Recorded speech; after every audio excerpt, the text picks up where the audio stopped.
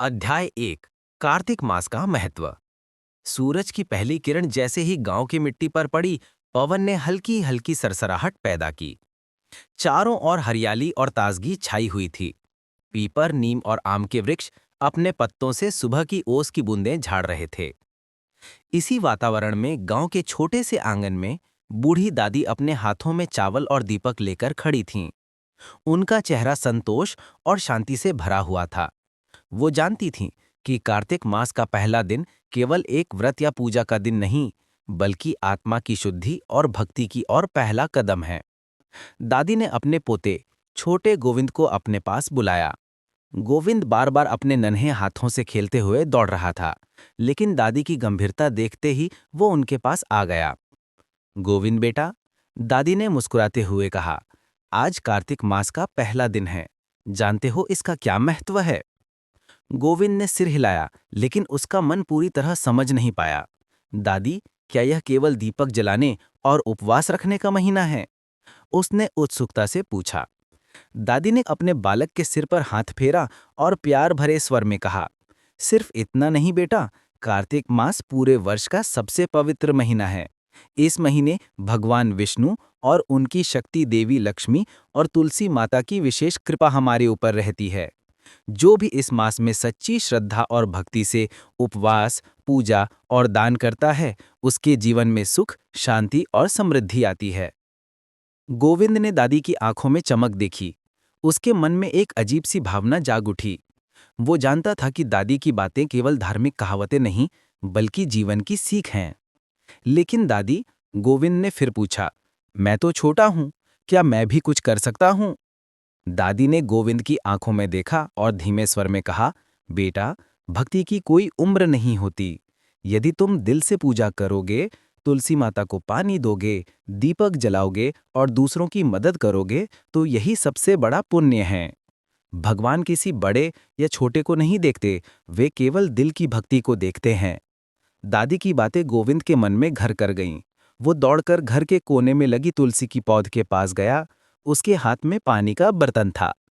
उसने धीरे धीरे तुलसी को पानी डाला और अपने छोटे छोटे हाथों से मिट्टी सहलाई। उसे ऐसा लग रहा था जैसे तुलसी माता खुद उसके साथ मुस्कुरा रही हों। तुलसी माता, गोविंद ने बोला, मैं आपका ख्याल रखूंगा, आप मेरे परिवार को खुशियां दें। दादी ने पीछे से देखा और हंसते हुए कहा, बिल्कुल बेटा, यही सच्ची श्रद्धा है। इसी से भगवान प्रसन्न होते हैं। कार्तिक मास में जितना अधिक मन और भावना से पूजा करोगे, उतना ही जीवन में सुख और सफलता आएगी। गांव में धीरे धीरे सूरज की रोशनी फैलने लगी। बच्चे खेल रहे थे, महिलाएं अपनी अपनी घर की साफ सफाई में व्यस्त थीं और पुरुष खेतों की ओर निकल चुके थे। हर घर में दीपक जलाए जा रहे थे, कोई अपने आंगन में, कोई नदी के किनारे। दीपक की लौ जैसे अंधकार और नकारात्मक ऊर्जा को दूर कर रही थी। दादी ने गोविंद को अपने पास बिठाया और कहा, बेटा, कार्तिक मास का सबसे बड़ा महत्व दान और पुण्य कर्म में है। जब तुम दूसरों की मदद करते हो, गरीबों को खाना खिलाते हो, किसी को वस्त्र देते हो, तो वह कर्म भगवान के समीप जाता है। याद रखना, दान की खुशी वही समझ सकता है जिसने इसे अनुभव किया हो। गोविंद ने दादी की बातों को मन ही मन स्वीकार किया। उसके मन में एक नई सोच उत्पन्न हुई।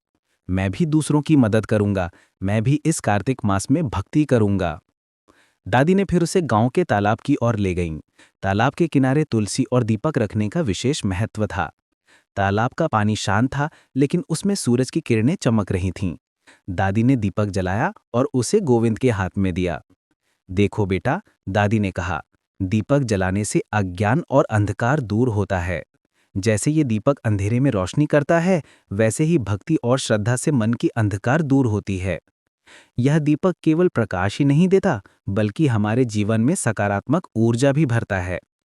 गोविंद ने दीपक जलाया और तालाब के पानी में उसकी परछाई देखी। उसे ऐसा लग रहा था जैसे दीपक की लौ उसके भीतर के अंधकार को भी दूर कर रही है। दादी ने हाथ जोड़कर कहा, बेटा, इस कार्तिक मास में तुम रोज सुबह उठकर तुलसी माता को जल देना, दीपक जलाना और जो कुछ भी दान कर सको करना। यह छोटे छोटे कर्म तुम्हारे जीवन में बड़े परिणाम लाएंगे। याद रखना, श्रद्धा और भक्ति का मार्ग कभी भी छोटा नहीं होता। यही मार्ग जीवन को सही दिशा देता है। गोविंद ने सिर झुकाकर कहा, दादी, मैं ऐसा ही करूंगा। मैं हर दिन पूजा करूंगा और दूसरों की मदद करूंगा। दादी ने गोविंद को गले लगाया और कहा, बिल्कुल बेटा, यही कार्तिक मास का सार है। श्रद्धा, भक्ति और पुण्य कर्म। सूरज की रोशनियां पूरी तरह से फैल चुकी थी। गांव में हर घर में दीपक जल रहे थे और बच्चों, बूढ़ों, महिलाओं और पुरुषों के चेहरों पर सच्ची श्रद्धा की चमक दिखाई दे रही थी। यही वह माहौल था जो कार्तिक मास को विशेष बनाता है। हर व्यक्ति अपने घर और अपने मन को पवित्र करता है। और इस प्रकार छोटे गोविंद ने कार्तिक मास का पहला दिन मन से अनुभव किया। उसके मन में भक्ति, श्रद्धा और पुण्य कर्म का बीज बो गया। यह बीज धीरे धीरे उसके जीवन में फल देने वाला था। सुख, शांति, समृद्धि और आध्यात्मिक विकास। अध्याय 2। व्रत और उपवास की कहानी। सूरज की सुनहरी किरणें धीरे धीरे गांव के खेतों और आंगनों में फैल रही थीं। कार्तिक मास का दूसरा दिन था और गांव के लोग पहले दिन की भक्ति और दीपक जलाने की ऊर्जा में डूबे हुए थे। इसी गांव में एक गरीब परिवार रहता था। पिता हर दिन खेतों में काम करता, माँ घर के कामों में व्यस्त रहती और उनका बेटा मोहन पढ़ाई के साथ साथ अपने माता पिता की मदद करता। मोहन का परिवार गरीब जरूर था, लेकिन उनका मन हमेशा भक्ति और सच्चाई में समर्पित रहता था। मोहन हर साल कार्तिक मास में व्रत करता और पूरी श्रद्धा से उपवास रखता, लेकिन इस वर्ष उसकी माँ ने कुछ अलग कहा। मोहन बेटा, माँ ने गंभीर स्वर में कहा, तुम बड़े हो गए हो, अब तुम्हें भी समझना होगा कि व्रत केवल पेट की भूख रोकना नहीं है। व्रत का असली महत्व दिल और मन को शुद्ध करना है। जो व्रत पूरी श्रद्धा और सच्चाई से किया जाए, वही हमारे जीवन में सौभाग्य और सुख लाता है। मोहन ने सिर हिलाया, लेकिन मन में सवाल उठे, क्या वह वास्तव में व्रत का महत्व समझ पाता है? वह अपने पिता के पास गया। पिता ने हल्की मुस्कान के साथ कहा, मोहन बेटा, व्रत का मतलब केवल भूख प्यास सहना नहीं है। ये मन की परीक्षा है। ये दिखाता है कि हम अपने इंद्रियों और इच्छाओं पर नियंत्रण रख सकते हैं। जब हम सच्चे मन से व्रत करते हैं, भगवान हमें आशीर्वाद देते हैं और हमारे जीवन में सुख, शांति और समृद्धि आती है। मोहन ने पिता और माँ की बातें ध्यान से सुनी। उसके भीतर एक नई भावना जाग उठी। उसने ठान लिया कि इस बार वह पूरी श्रद्धा और सच्चाई से व्रत रखेगा। दिन की शुरुआत हुई। मोहन ने नहा धोकर अपने आप को शुद्ध किया। उसके हाथों में जल का बर्तन था, जिसमें उसने तुलसी के पौधों को पानी दिया। फिर उसने दीपक जलाया और घर के मंदिर में बैठकर भगवान की आराधना की। लेकिन इस व्रत में सबसे कठिन था भूख और प्यास का सामना करना। दिन के बीच में जब सभी लोग अपने भोजन में व्यस्त थे, मोहन अपने कमरे में बैठा और भगवान की भक्ति में लीन रहा। उसे भूख और प्यास महसूस हो रही थी, लेकिन उसका मन दृढ़ था। तभी उसके छोटे भाई ने आकर पूछा, मोहन भैया, तुम क्यों नहीं खा रहे? मैं तो भूखा हूँ। मोहन ने मुस्कुराते हुए कहा, भैया, मैं आज कार्तिक मास का व्रत रख रहा हूँ। ये व्रत केवल पेट की भूख नहीं, बल्कि मन और आत्मा की शुद्धि का है। जब हम भक्ति और श्रद्धा से व्रत रखते हैं, भगवान हमें आशीर्वाद देते हैं। छोटा भाई समझ गया और उसने भी कहा, मैं भी कोशिश करूंगा। दिन के अंत में मोहन ने अपने माता पिता से पूछा, माँ, पिताजी, क्या व्रत सही ढंग से हुआ? माँ ने प्यार से कहा, बेटा, भले ही तुम्हें भूख लगी हो या कठिनाई आई हो, तुम्हारा मन शुद्ध और श्रद्धा से भरा है। यही सबसे महत्वपूर्ण है। भगवान तुम्हारे इस समर्पण को देख रहे हैं। रात के समय मोहन ने दीपक जलाया और तुलसी माता के सामने बैठ के मन ही मन प्रार्थना की। दीपक की लौ उसकी आंखों में झिलमिला रही थी और उसके दिल में असीम शांति का अनुभव हो रहा था। उसने सोचा, यदि यही व्रत हर दिन मन से किया जाए, तो जीवन में कोई दुख और कठिनाई मुझे कभी परेशान नहीं कर सकती। अगले दिन गांव में एक चमत्कार हुआ। मोहन और उसके परिवार की फसल पहले से अधिक हरी भरी और समृद्ध दिखाई दी। पड़ोसी हैरान थे और सभी ने पूछा, मोहन, ये कैसे संभव हुआ? मोहन ने मुस्कुराते हुए कहा, यह भगवान की कृपा है। हमने कार्तिक मास के व्रत और पूजा को सच्चे मन से किया। यही कारण है कि हमारे जीवन में आशीर्वाद आए।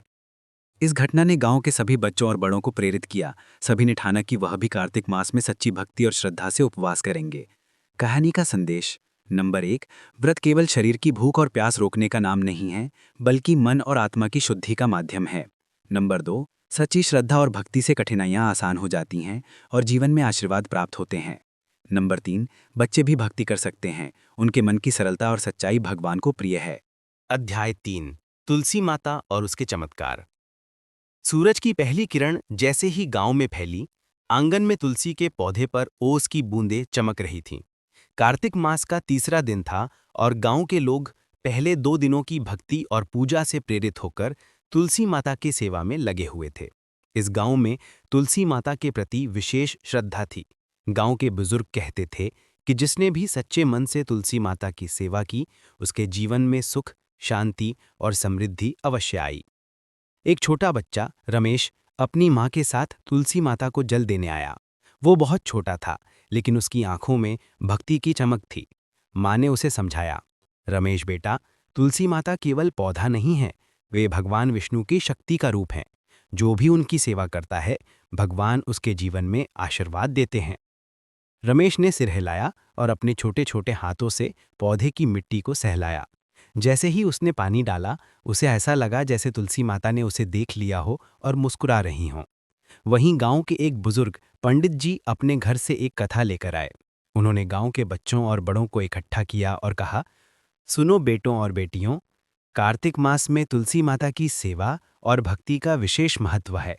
ये केवल एक पौधे की सेवा नहीं है, बल्कि जीवन में आशीर्वाद प्राप्त करने का मार्ग है। पंडित जी ने कहानी शुरू की। बहुत समय पहले एक भक्त नामक व्यक्ति था। वो गरीब था, लेकिन उसकी भक्ति अत्यंत गहरी थी। उसने अपने घर में तुलसी माता का एक छोटा सा पौधा लगाया और हर दिन उसकी सेवा करता था। एक दिन अचानक गांव में अकाल पड़ा। लोग भूखे थे, लेकिन वो भक्त अपने घर के छोटे से भोजन में से एक चुटकी अनाज तुलसी माता को अर्पित करता रहा। भगवान ने उसकी भक्ति देखी और उस गांव में वर्षा की। सारी फसलें हरी भरी हुईं और गांव में खुशहाली आई। यही दिखाता है कि तुलसी माता की सेवा और सच्ची भक्ति से भगवान हर प्रकार की विपत्ति दूर कर देते हैं। रमेश और अन्य बच्चे हैरान थे। उन्होंने देखा कि तुलसी माता की सेवा कितनी शक्तिशाली और अद्भुत है। तभी रमेश की माँ ने कहा, बेटा, कार्तिक मास में तुलसी माता की सेवा केवल जल देने तक सीमित नहीं है। उनके चारों ओर साफ सफाई रखना, उनके लिए मिट्टी की जुताई करना, दीपक जलाना और उनके सामने भक्ति करना, यही सच्ची सेवा है। रमेश ने ये सब किया। उसने दीपक जलाया, तुलसी माता के चारों ओर साफ सफाई की और मन ही मन प्रार्थना की, माता, आप हमारे घर में सुख और शांति लाएं, हमें हमेशा सच्चे मन से भक्ति करने की शक्ति दें। रात को गांव में चमत्कार हुआ। उसी दिन रमेश के परिवार को अचानक से फसल का अच्छा लाभ मिला। गांव के लोग हैरान थे और सभी ने देखा कि ये केवल तुलसी माता की कृपा से संभव हुआ। इस घटना ने पूरे गांव में भक्ति की भावना को और बढ़ा दिया। बच्चे अब रोज सुबह उठकर तुलसी माता को जल देने लगे, दीपक जलाने लगे और उनके सामने भक्ति करने लगे। बुजुर्ग और बड़े लोग भी इस सेवा में शामिल हुए। गांव का वातावरण पूरी तरह से पवित्रता और सकारात्मक ऊर्जा से भर गया। पंडित जी ने बच्चों को समझाया, बच्चों, देखो, तुलसी माता की सेवा करने से सिर्फ घर में सुख नहीं आता, बल्कि मन भी शुद्ध होता है। जब मन शुद्ध होता है, तब जीवन में कोई भय, दुख या कठिनाई नहीं आ सकती। यही कार्तिक मास की सबसे बड़ी सीख है। रमेश ने अपने छोटे छोटे हाथ जोड़कर कहा, पंडित जी, मैं रोज तुलसी माता की सेवा करूंगा। मैं उनके लिए दीपक जलाऊंगा और सच्चे मन से भक्ति करूंगा। पंडित जी ने मुस्कुराते हुए कहा, बिल्कुल बेटा, यही तुम्हारा सबसे बड़ा पुण्य है। याद रखना, तुलसी माता की सेवा केवल पौधे को जल देना नहीं है, बल्कि मन और आत्मा की भक्ति और शुद्धि का माध्यम है। सारा गांव अब भक्ति और श्रद्धा की भावना में डूबा हुआ था। बच्चे, बूढ़े, महिलाएं और पुरुष सभी तुलसी माता की सेवा में लगे हुए थे। दीपक की रोशनी, जल की बूंदें और सच्ची भक्ति का मिला-जुला वातावरण पूरी तरह पवित्र और सकारात्मक हो गया। इस प्रकार तुलसी माता के चमत्कार और सेवा की कहानी ने गांव के प्रत्येक व्यक्ति के जीवन में शांति, सुख और समृद्धि का बीज बो दिया। ये दिन सभी के लिए एक प्रेरणा बन गया कि सच्ची भक्ति और सेवा से जीवन में चमत्कार संभव हैं। अध्याय 4 दीपक और दान का महत्व। कार्तिक मास का चौथा दिन था। सुबह की ठंडी हवा में दीपक की हल्की महक और मिट्टी की ताजगी मिलकर गांव के वातावरण को पवित्र बना रही थी। इस दिन गांव के लोग दीपक जलाने और दान करने की परंपरा में विशेष श्रद्धा रखते थे। गांव के छोटे छोटे आंगन में दीपक जलाए जा रहे थे। बूढ़े और बच्चे सभी अपने अपने घरों में दीपक जलाकर तुलसी माता और भगवान विष्णु की आराधना कर रहे थे। गांव के एक घर में छोटी सी लड़की रीमा अपनी माँ के साथ दीपक जला रही थी। माँ, रीमा ने उत्सुकता से पूछा, दीपक जलाने से क्या भगवान खुश होते हैं? माँ ने प्यार से उसकी ओर देखते हुए कहा, रीमा, दीपक केवल रोशनी नहीं देता, दीपक अंधकार और नकारात्मक ऊर्जा को दूर करता है। जैसे दीपक अंधेरे में प्रकाश लाता है, वैसे ही भक्ति और श्रद्धा से हमारा मन भी अज्ञान और भय से मुक्त होता है। यही दीपक जीवन में उजाला लाता है। रीमा ने दीपक को हाथ में लिया और उसे धीरे धीरे जलाया। दीपक की लौ उसकी आंखों में झिलमिलाई। उसे ऐसा लगा जैसे दीपक उसके भीतर की अंधेरी भावनाओं को दूर कर रहा हो। तभी गांव के एक बुजुर्ग पंडित जी अपने हाथ में कुछ वस्तुएं लेकर आए। उन्होंने सभी बच्चों और बड़ों को इकट्ठा किया और कहा, आज हम दीपक और दान के महत्व की कथा सुनेंगे। यह सिर्फ दीपक जलाने तक सीमित नहीं है, बल्कि दान और दीपक दोनों मिलकर जीवन में सुख, समृद्धि और शांति लाते हैं। पंडित जी ने कहानी शुरू की। बहुत समय पहले एक गरीब किसान था। उसका नाम हरिदास था। वो मेहनत करता, लेकिन फसल कम होने के कारण हमेशा तंगी में रहता। कार्तिक मास में उसने अपने पास जो थोड़े से अनाज थे, उन्हें गरीबों में बांट दिया और अपने घर में दीपक जलाया। उसकी भक्ति और दान देखकर भगवान विष्णु प्रसन्न हुए। अगले ही दिन उसकी फसल में वृद्धि हुई, घर में सुख और शांति आई और गांव में उसका मान बढ़ा। यही दिखाता है कि दीपक और दान का महत्व केवल पूजा तक सीमित नहीं है, बल्कि ये जीवन में वास्तविक परिवर्तन लाते हैं। रीमा और अन्य बच्चों ने ध्यान से सुना। उन्होंने महसूस किया कि दीपक और दान केवल बाहरी क्रियाएं नहीं हैं, बल्कि मन और आत्मा की शुद्धि का माध्यम है। रीमा की मां ने कहा, बेटा, इस कार्तिक मास में तुम केवल दीपक जलाना ही नहीं, बल्कि जरूरतमंदों की मदद भी करना। किसी गरीब को खाना देना, किसी बीमार की देखभाल करना, यह भी दान और पुण्य का हिस्सा है। यही भगवान को सबसे प्रिय है। रीमा ने छोटे छोटे हाथ जोड़कर कहा, माँ, मैं हर दिन दीपक जलाऊंगी और जरूरतमंदों की मदद करूंगी। उस दिन गांव में एक अद्भुत घटना हुई। गांव के कुएं में पानी कम हो गया था। लोग परेशान थे, लेकिन रीमा और अन्य बच्चों ने मिलकर दीपक जलाया, पूजा की और दान दिया। आश्चर्यजनक रूप से अगले ही दिन कुएं में पानी भर गया और सभी को राहत मिली। गांव के लोग समझ गए कि दीपक और दान का प्रभाव कितना शक्तिशाली है।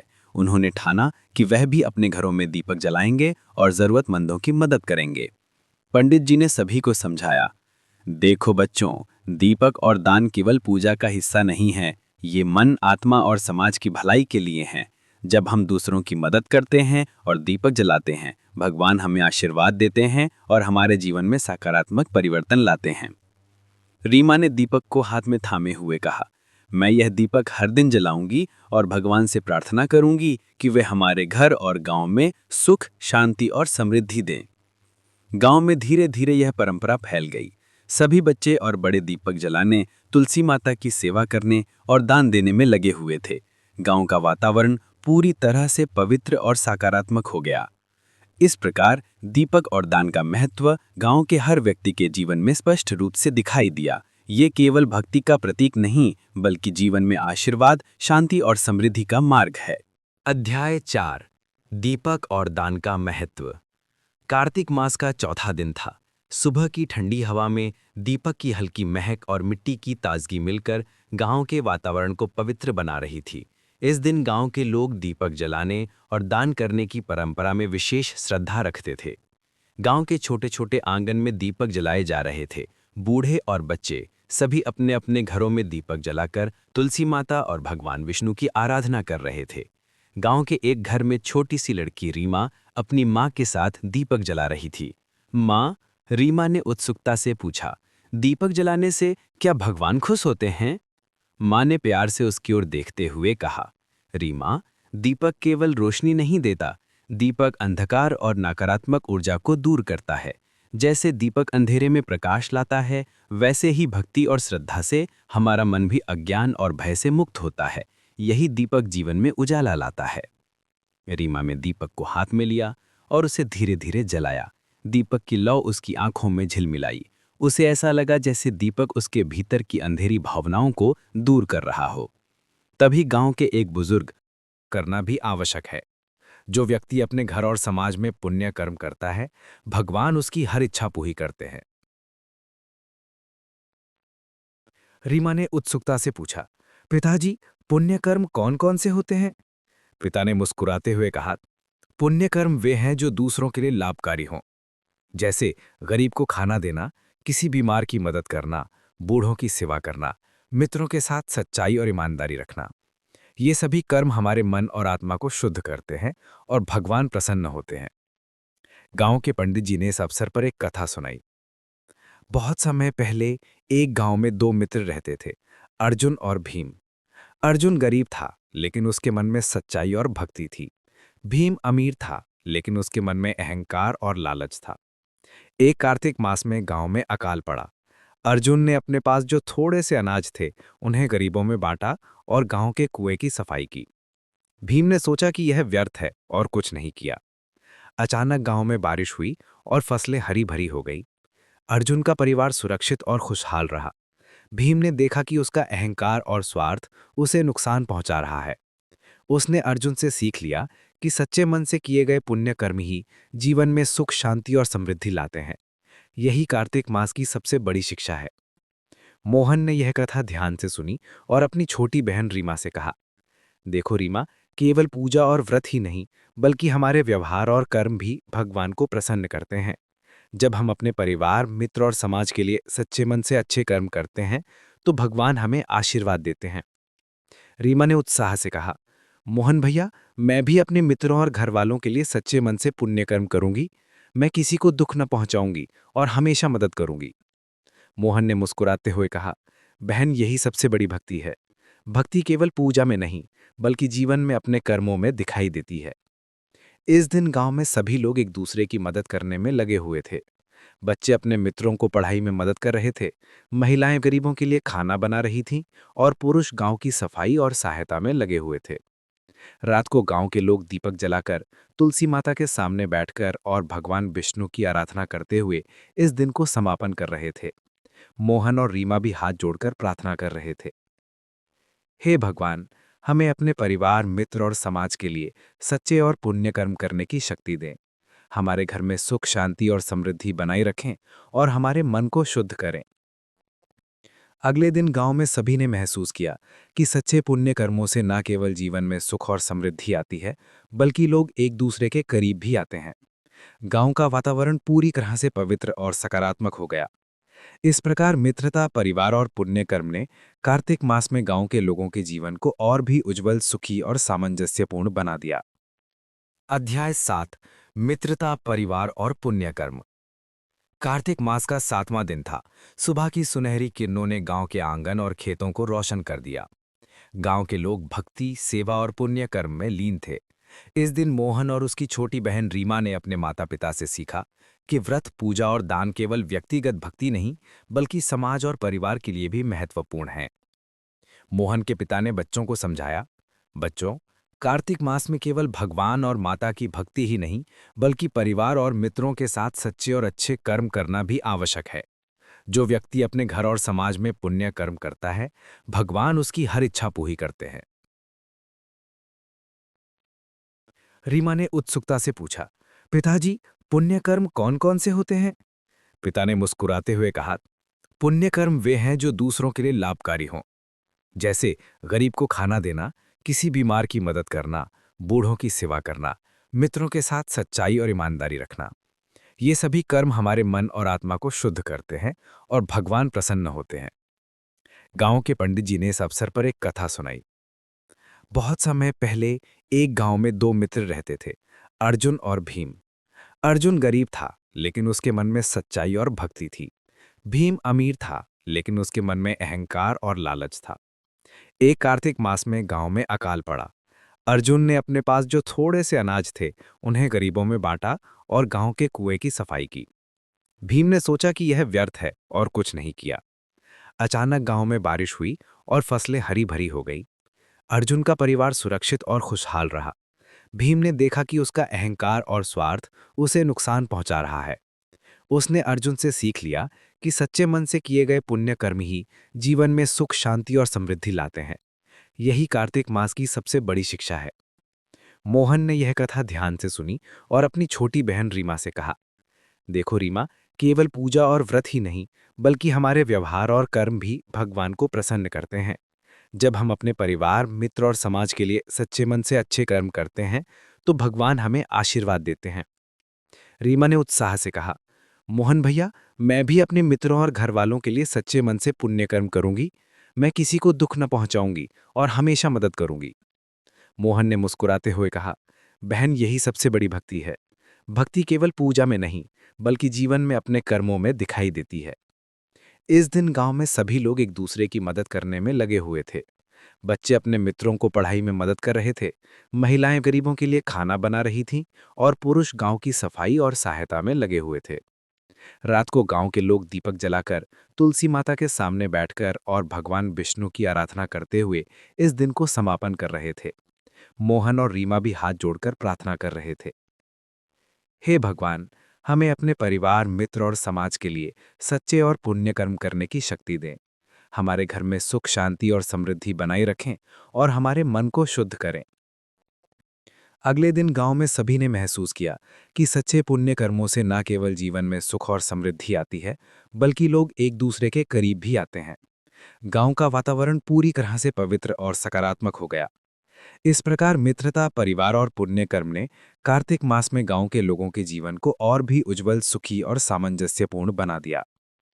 अध्याय 8 कार्तिक मास में नदी और जल का महत्व। कार्तिक मास का 8वां दिन था।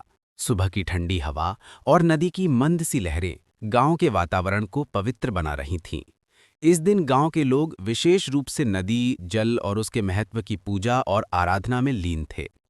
मोहन और उसकी छोटी बहन रीमा अपने माता पिता के साथ नदी के किनारे पहुंचे। मोहन ने रीमा से कहा, देखो बहन, कार्तिक मास में नदी का पूजन क्यों इतना महत्वपूर्ण है? रीमा ने उत्सुकता से पूछा, क्या नदी में भगवान रहते हैं? मोहन ने मुस्कुराते हुए कहा, हाँ रीमा, नदी केवल पानी का स्रोत नहीं है, ये जीवन की धारा है और भगवान की शक्ति का रूप है। कार्तिक मास में नदी और जल का पूजन करने से हमारे जीवन में सुख, शांति और समृद्धि आती है। ये हमारे पापों को धोकर मन और आत्मा को शुद्ध करता है। गांव के पंडित जी बच्चों और बड़ों को समझाने के लिए आए। उन्होंने कहा, बच्चों, पानी का महत्व समझो। पानी जीवन देता है, फसलें हरी भरी करता है और हमारे स्वास्थ्य का आधार है। कार्तिक मास में नदी का पूजन और जल का महत्व इसलिए है क्योंकि यह हमारी भक्ति और सच्चाई का प्रतीक है। जो व्यक्ति सच्चे मन से नदी और जल की पूजा करता है, भगवान उसे आशीर्वाद देते हैं। पंडित जी ने कथा सुनाई। बहुत समय पहले एक गांव में अकाल पड़ा। लोग भूखे थे और खेत सूख चुके थे। गांव का एक बालक नाम कमल अपने माता पिता के साथ नदी के किनारे गया। उसने मन ही मन प्रार्थना की, नदी के जल को साफ देखा और उसे आशीर्वाद स्वरूप माना। कमल ने सच्चे मन से जल का पूजन किया और जरूरतमंदों को पानी देने का प्रण लिया। उसके इस सच्चे कर्म से गांव में वर्षा हुई, फसलें हरी भरी हो गईं और सभी लोगों का जीवन सुख समृद्धि से भर गया। यही दिखाता है कि कार्तिक मास में जल और नदी की पूजा कितनी शक्तिशाली है। मोहन और रीमा ने कथा ध्यान से सुनी।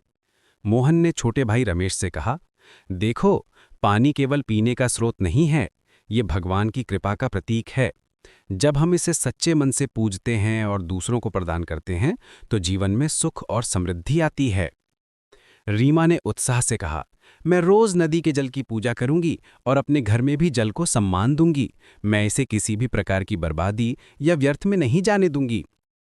गांव में लोग इस दिन नदी के किनारे दीपक जलाने, तुलसी माता और भगवान विष्णु की आराधना करते हुए दिन का समापन कर रहे थे। नदी की लहरों में दीपक की रोशनी झिलमिला रही थी। मोहन ने महसूस किया कि सच्ची भक्ति, नदी और जल की पूजा से मन और जीवन शुद्ध हो जाता है। अगले दिन गांव में सभी ने अनुभव किया कि नदी और जल का पूजन न केवल जीवन में सुख और समृद्धि लाता है, बल्कि लोगों के बीच प्रेम और सहयोग की भावना भी बढ़ाता है। गांव का वातावरण पूरी तरह से पवित्र और सकारात्मक हो गया। इस प्रकार नदी और जल के पूजन ने कार्तिक मास में गांव के लोगों के जीवन में शांति, भक्ति और समृद्धि का संचार किया। अध्याय 9 दीपक, तुलसी और नदी का संयुक्त महत्व। कार्तिक मास का 9वां दिन था। गांव का वातावरण पूरी तरह पवित्र और उत्साहपूर्ण था। सुबह की धूप, तुलसी के पौधे की खुशबू, जल की ताजगी और दीपक की हल्की रोशनी ने गांव को दिव्य बनाकर रख दिया था। आज का दिन विशेष था क्योंकि इस दिन गांव के लोग दीपक, तुलसी और नदी का संयुक्त पूजन कर रहे थे। मोहन और रीमा अपने माता पिता के साथ गांव के मुख्य चौक में पहुंचे। वहां पर सभी गांव वाले मिलकर दीपक जलाने, तुलसी माता की सेवा करने और नदी के जल में अर्घ्य देने में व्यस्त थे। मोहन ने रीमा से कहा, देखो बहन, जब हम दीपक, तुलसी और नदी का संयुक्त पूजन करते हैं तो यह सिर्फ पूजा नहीं होती, यह हमारे जीवन में संपूर्ण भक्ति, सेवा और पुण्य कर्म का प्रतीक है। रीमा ने उत्सुकतापूर्वक पूछा, मोहन भैया, इसका क्या विशेष महत्व है? मोहन ने समझाते हुए कहा, देखो रीमा, दीपक हमारे जीवन में उजाला और नकारात्मकता का अंत करता है। तुलसी माता हमारे घर और मन को पवित्र करती हैं और नदी का जल हमारे कर्मों और जीवन को शुद्ध करता है। जब हम इन तीनों का एक साथ पूजन करते हैं तो हमारे जीवन में सत्य, भक्ति और समृद्धि आती है। गांव के पंडित जी बच्चों और बड़ों को समझाने आए। उन्होंने कहा, बच्चों, दीपक, तुलसी और नदी का संयुक्त पूजन इसलिए महत्वपूर्ण है क्योंकि यह हमें यह सिखाता है कि भक्ति केवल एक कार्य नहीं है, यह जीवन के प्रत्येक पहलू में होनी चाहिए, हमारे कर्म, हमारे विचार और हमारे व्यवहार में। पंडित जी ने कथा सुनाई। बहुत समय पहले एक गांव में 3 बच्चे रहते थे, अर्जुन, गोपाल और मीरा। अर्जुन दीपक जलाता, गोपाल तुलसी माता की सेवा करता और मीरा नदी में जल अर्पित करती। एक कार्तिक मास में गांव में अकाल और विपत्ति आई। तीनों बच्चों ने मिलकर दीपक जलाया, तुलसी माता की सेवा की और नदी में जल अर्पित किया। भगवान ने उनके सच्चे मन और संयुक्त भक्ति को देखकर गांव को विपत्ति से बचाया। फसलें हरी भरी हुईं, गांव में सुख और समृद्धि आई और सभी लोग समझ गए कि दीपक, तुलसी और जल का पूजन जीवन में कितना शक्तिशाली है। मोहन ने ये कथा बच्चों को सुनाई और कहा, देखो बहन, जब हम सच्चे मन से दीपक जलाते हैं, तुलसी माता की सेवा करते हैं और नदी का पूजन करते हैं तो भगवान हमारी भक्ति देखकर हमें हर विपत्ति से बचाते हैं। यही कार्तिक मास की सबसे बड़ी शिक्षा है। रीमा ने हाथ जोड़कर कहा, मैं भी रोज दीपक जलाऊंगी, तुलसी माता की सेवा करूंगी और नदी में जल अर्पित करूंगी। मैं अपनी जीवन और परिवार के लिए यह पुण्य कर्म करती रहूंगी। गांव के लोग भी इस दिन विशेष रूप से दीपक, तुलसी और नदी का पूजन कर रहे थे। बच्चे, बूढ़े और महिलाएं सभी मिलकर भजन, कीर्तन और प्रार्थना कर रहे थे। गांव के आंगन में दीपक की रोशनी, तुलसी की हरी पत्तियों की चमक और नदी के जल की झिलमिलाहट मिलकर वातावरण को दिव्य बना रही थी। पंडित जी ने सभी को समझाया, बच्चों, यह पूजन केवल बाहरी क्रियाएं नहीं हैं, यह हमें सिखाता है कि भक्ति, सेवा और पुण्य कर्म जीवन का आधार हैं। जब हम इनका संयुक्त रूप से पालन करते हैं तो हमारे जीवन में सुख, शांति और समृद्धि आती है। रात को सभी गांव वाले दीपक जलाकर, तुलसी माता के चारों ओर दीप मालिका सजाकर और नदी के किनारे प्रार्थना कर रहे थे। मोहन, रीमा और उनके माता पिता ने हाथ जोड़कर कहा, हे भगवान, इस कार्तिक मास में हमें दीपक, तुलसी और जल के महत्व को समझाइए। हमारे जीवन में सुख, शांति और समृद्धि बनाए रखें। हमें सच्चे मन से भक्ति, सेवा और पुण्य कर्म करने की शक्ति दें। अगले दिन गांव में सभी ने अनुभव किया कि दीपक, तुलसी और नदी का संयुक्त पूजन जीवन में न केवल सुख और समृद्धि लाता है, बल्कि लोगों के बीच प्रेम, सहयोग और सामंजस्य भी बढ़ाता है। गांव का वातावरण पूरी तरह से पवित्र और सकारात्मक हो गया। इस प्रकार दीपक, तुलसी और नदी का संयुक्त पूजन कार्तिक मास में गांव के लोगों के जीवन को संपूर्ण रूप से उज्ज्वल, सुखी और समृद्ध बना देता है। अध्याय 10 कार्तिक मास का समापन और अंतिम संदेश। कार्तिक मास का 10वां और अंतिम दिन था। पूरे गांव में एक अद्भुत पवित्रता और उल्लास का वातावरण था। घरों में दीपक जल रहे थे, तुलसी माता की सेवा हो रही थी और नदी के जल में अर्घ्य दिया जा रहा था।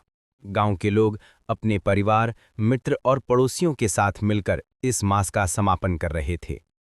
मोहन और रीमा अपने माता पिता के साथ गांव के मुख्य चौक में पहुंचे। यहां पर पंडित जी बच्चों और बड़ों को अंतिम संदेश देने के लिए इकट्ठा हो गए थे। पंडित जी ने कहा, बच्चों और बड़े भाइयों बहनों, कार्तिक मास केवल 10 दिन की पूजा और व्रत का नाम नहीं है। ये मास हमें सच्ची भक्ति, सेवा, दान, पुण्य कर्म और जीवन के सही मार्ग का महत्व सिखाता है। इसे निभाने वाले जीवन में सुख, शांति और समृद्धि प्राप्त करते हैं। इस मास में हमने देखा कि दीपक जलाना अज्ञान और अंधकार को दूर करता है। 2. तुलसी माता की सेवा जीवन में पवित्रता और सकारात्मक ऊर्जा लाती है। 3.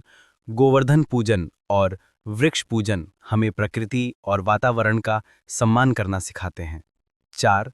नदी और जल का पूजन हमारे कर्मों और जीवन को शुद्ध करता है। 5. दान और सेवा दूसरों की मदद करके हमारे पुण्य को बढ़ाते हैं। 6. भगवान विष्णु की भक्ति जीवन में सुरक्षा, सफलता और संतोष लाती है। 7. परिवार, मित्र और समाज के लिए पुण्य कर्म करना जीवन का आधार है। यदि हम इन सभी सीखों को अपने जीवन में अपनाएं तो हमारे जीवन में हर प्रकार की विपत्ति दूर हो जाती है और हमारे मन और परिवार में प्रेम, सहयोग और शांति बनी रहती है। मोहन ने छोटे भाई और रीमा से कहा, देखो बहन, ये मास केवल पूजा का नाम नहीं है, ये हमें जीवन में सही दिशा दिखाता है। दीपक, तुलसी, नदी, दान और सेवा, ये सभी हमारी भक्ति और कर्मशीलता का हिस्सा है। अगर हम इन्हें सच्चे मन से करें तो भगवान हमें हमेशा आशीर्वाद देंगे। रीमा ने हाथ जोड़कर कहा, मैं इस कार्तिक मास में जो कुछ भी सीखा उसे अपने जीवन में अपनाऊंगी। मैं हर दिन दीपक जलाऊंगी, तुलसी माता की सेवा करूंगी, जल का पूजन करूंगी और दूसरों की मदद करूंगी। मैं भगवान की भक्ति सच्चे मन से करूंगी। गांव के लोग भी इस दिन विशेष रूप से एकत्र हुए। सभी ने मिलकर दीपक जलाया, तुलसी माता की सेवा की, नदी में जल अर्पित किया और भजन गाए। बच्चों, बूढ़ों, महिलाओं और पुरुषों ने हाथ जोड़कर प्रार्थना की, हे भगवान, इस कार्तिक मास में हमें आपकी भक्ति, सेवा और पुण्य कर्म करने की शक्ति दें। हमारे जीवन में सुख, शांति और समृद्धि बनाए रखें। हमारे परिवार, मित्र और समाज में प्रेम, सहयोग और संतुलन बनाए रखें। हमें सच्चे मन से भक्ति करने वाला बनाइए। रात को गांव के आंगन में दीपक और दीपमालाओं की झिलमिलाहट से पूरा वातावरण दिव्य और पवित्र हो गया। मोहन और रीमा ने महसूस किया कि कार्तिक मास न केवल पूजा का अवसर है, बल्कि ये जीवन का मार्गदर्शन भी है। अगले दिन गांव में सभी ने देखा कि दीपक, तुलसी और नदी के पूजन से गांव का वातावरण पूरी तरह से सकारात्मक और पवित्र बन गया। लोग अधिक प्रेमपूर्ण, सहयोगी और धर्मात्मा बन गए। पंडित जी ने अंतिम संदेश दिया, बच्चों, जीवन में हम चाहे कितने भी व्यस्त क्यों ना हों, इन 10 दिनों में हमने जो भक्ति, सेवा और पुण्य कर्म सीखे उन्हें हमेशा याद रखें। दीपक, तुलसी, नदी, दान, सेवा और भगवान की भक्ति, ये सभी हमारे जीवन का आधार हैं। यदि हम इन्हें सच्चे मन से अपनाएं तो जीवन में कभी कोई दुख, भय या अभाव नहीं आएगा। यही कार्तिक मास का असली महत्व और सार है। मोहन और रीमा ने अपने माता पिता से कहा, पिताजी, हम इस कार्तिक मास की सीख हमेशा याद रखेंगे। हम हर दिन दीपक जलाएंगे, तुलसी माता की सेवा करेंगे, जल का पूजन करेंगे, दूसरों की मदद करेंगे और भगवान की भक्ति सच्चे मन से करेंगे। गांव के लोग भी इस कार्तिक मास के समापन के बाद भी अपने जीवन में इन शिक्षाओं को अपनाने लगे। दीपक, तुलसी, नदी और दान का महत्व सभी के जीवन में स्थायी रूप से समा गया। सभी ने मिलकर अनुभव किया कि सच्ची भक्ति, सेवा और पुण्य कर्म जीवन को उज्ज्वल, सुखी और समृद्ध बनाते हैं। इस प्रकार कार्तिक मास का समापन हुआ, लेकिन इसकी शिक्षा और पवित्रता गांव और लोगों के जीवन में हमेशा बनी रही।